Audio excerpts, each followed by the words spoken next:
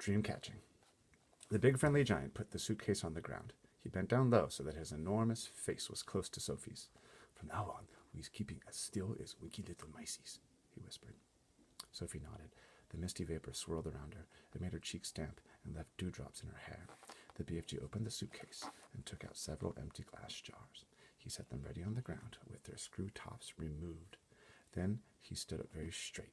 His head was now high up in the swirling mist, and it kept disappearing, then appearing again. He was holding the long net with his right hand. Sophie, staring upwards, saw through the mist that his colossal ears were beginning to swivel out from his head. They began waving gently to and fro. Suddenly the BFG pounced.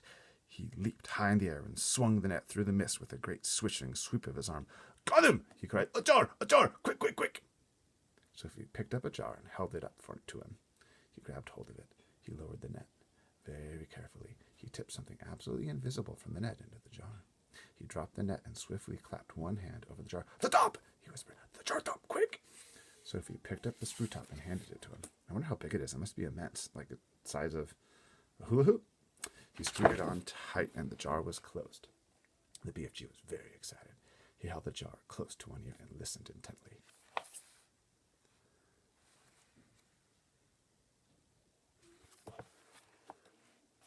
"It's a wink squiffer," he whispered with a thrill in his voice. It's even better. It's a phizzwizard. It's a golden phizzwizard." Sophie stared at him. Oh my, he said, holding the jar in front of him. "This will be giving some little toddler a very happy night when I is blowing it in." "Is it really a good one?" "A good one? It's a golden phizzwizard. It is not often I is getting one of these." He handed the jar to Sophie and said, "Please be still as a starfish now. I is thinking there may be a whole swarm of phizzwizards up here today. And do kindly stop breathing. You is terribly nosy down there." "I haven't moved a muscle." "Then don't," the BFG answered sharply. Once again, he stood tall in the mist, holding his net at the ready.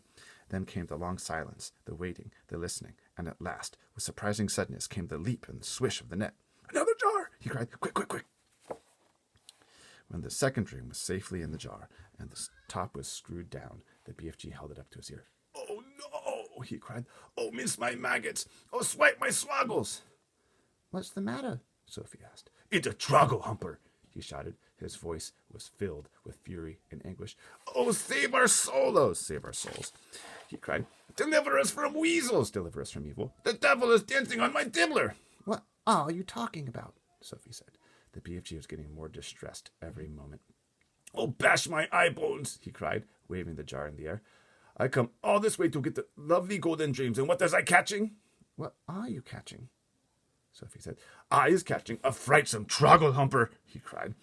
"It is a bad, bad dream. It is worse than a bad dream. It is a nightmare." "Oh dear," Sophie said.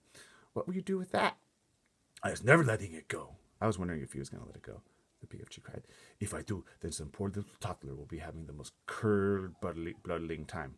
Blood curdling, but instead bloodling time. This one is a real kicksy bogthumper. I is exploding it as soon as I get home." "Nightmares are horrible," Sophie said. "I had one once and I woke up sweating all over." "With this one, you would be waking up screaming all over," the BFG said. "This one would make your teeth stand on end. If this one got into you, your blood would be freezing to icicles and your skin would go creeping across the floor." "Is it as bad as that?" "It's worse," cried the BFG. "This is a real wopsy grob switcher." "You said it was a trogglehumping," Sophie told him. "It is a trogglehumping," cried the exasperated BFG, "but it is also a bogthumper and a grob switcher. It is all three riddled into one. Oh, I am so glad I was clutching it tight. Ah, you wicked beastie, you," he cried, holding up the jar and staring into it. "Nevermore is you going to be bump-doodling the poor little human beanie toddlers." Sophie, who was also staring into the glass jar, cried out, "I can see it! There's something in there!" "Of course there is something in there," the BFG said. "You was looking at the frightsome trogglehumping." "But you told me dreams were invisible." "They is always invisible until they is captured," the BFG told her. "After that, they is losing a little of their invisibility. We is seeing this one very clearly." Inside the jar, Sophie could see the faint scarlet outline of something that looked like a mixture between a glob of gas and a bubble of jelly. It was moving violently, thrashing around the sides of the jar and forever changing shape. The nastier the dream, the angrier it's getting when it is in prison, the BFG said.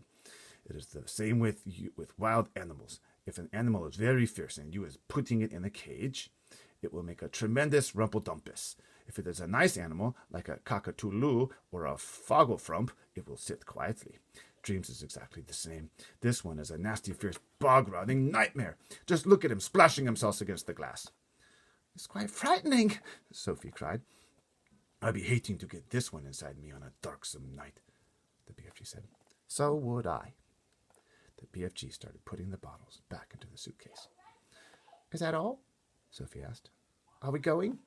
I is so upset by this trogglehumping, bogthumper grobswitcher, the BFG said, that I is not wishing to go on. Dreamcatching is finished for today.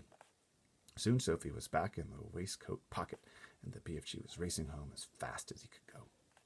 When at last they emerged out of the mist and came again onto the hot yellow wasteland, all the other giants were sprawled out on the ground, fast asleep. Tomorrow on the BFG, a trogglehumping for the Fleshlamp Eater, in which the BFG might do this. I suggest tuning in.